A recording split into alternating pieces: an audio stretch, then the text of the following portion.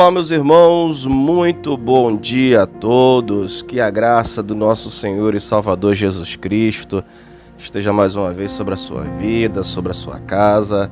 É com muita alegria que estamos novamente reunidos para compartilharmos o nosso café diário. Que o Senhor te abençoe, querido, e que você tenha uma semana muito abençoada por Deus.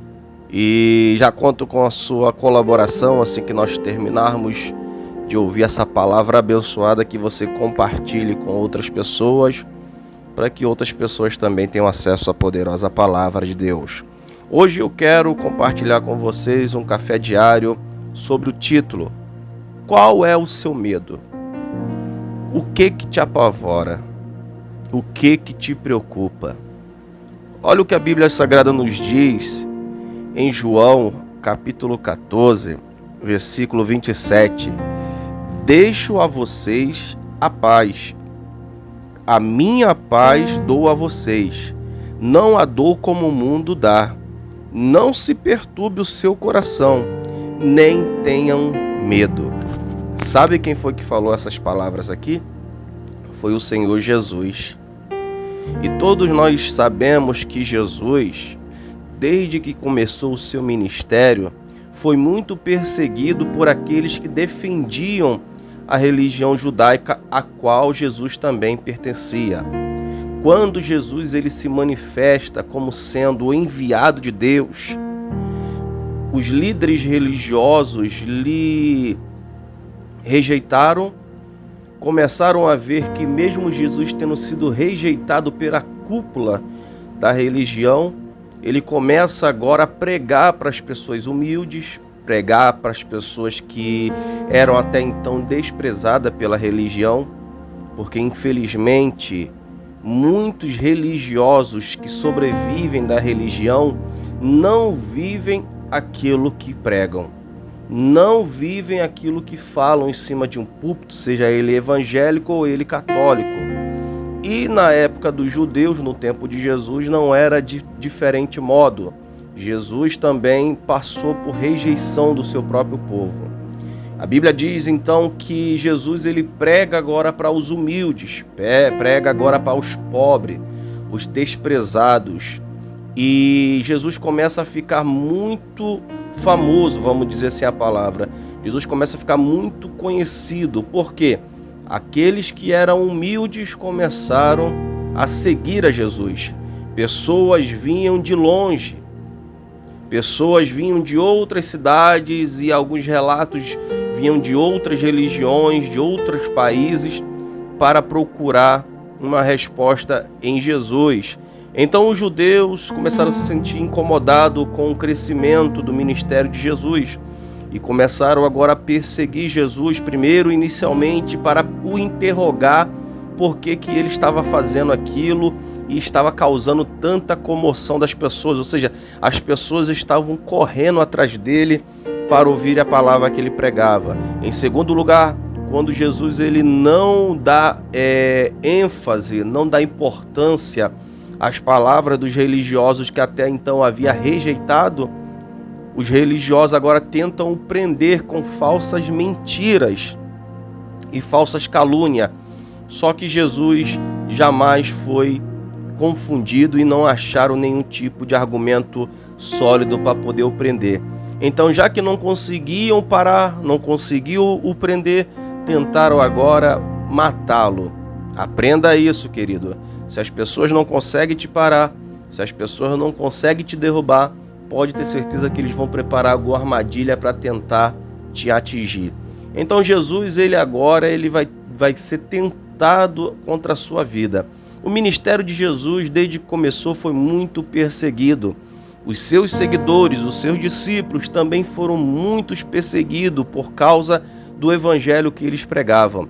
Mas quando nós vemos o exato momento em que Jesus está voltando para o céu depois que ele ressuscita, Jesus faz uma declaração para aqueles que o seguiam, para aqueles que o serviam: eu libero sobre vocês a minha paz. Só que Jesus deixa bem claro: a minha paz eu não dou a vocês como o mundo dá. O que Jesus estava querendo dizer? Que o mundo, que as pessoas têm uma sensação de paz. Na verdade, esse mundo dá uma sensação de tranquilidade quando você tem comida na mesa, quando você tem dinheiro para poder comprar aquilo que você precisa, mas isso é temporário, isso é uma paz temporária, isso não pode lhe garantir uma paz nem amanhã, porque você não sabe o dia da manhã. Só que Jesus declara: a paz que eu estou dando para vocês é uma paz que vai haver dificuldade, vai haver luta, mas vocês não precisarão ter medo, vocês não precisarão se apavorar. Por quê? Porque a minha presença, ela vos fortalecerá.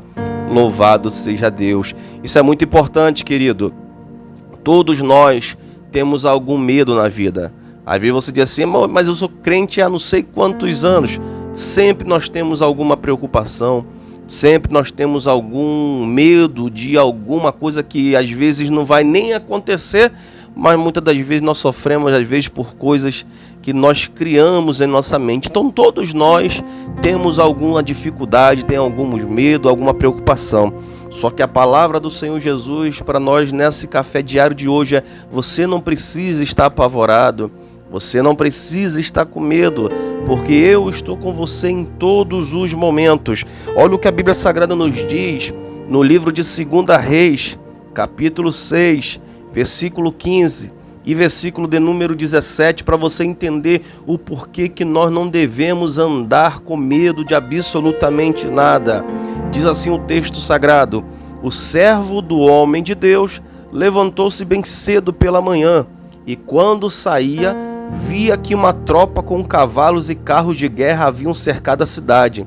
Então ele exclamou: ah, meu senhor, o que faremos? O profeta respondeu: não tenha medo, aqueles que estão conosco são mais numerosos do que o que está com eles.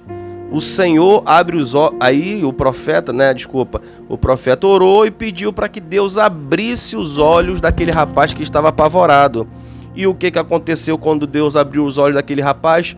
Ele enxergou que havia um exército espiritual infinitamente maior e mais poderoso, que fez com que aqueles inimigos que até então apavoravam aquele moço, que eram inimigos físicos, eram homens reais mesmo, com carros, cavalos, realmente um exército que havia cercado a cidade para poder invadir.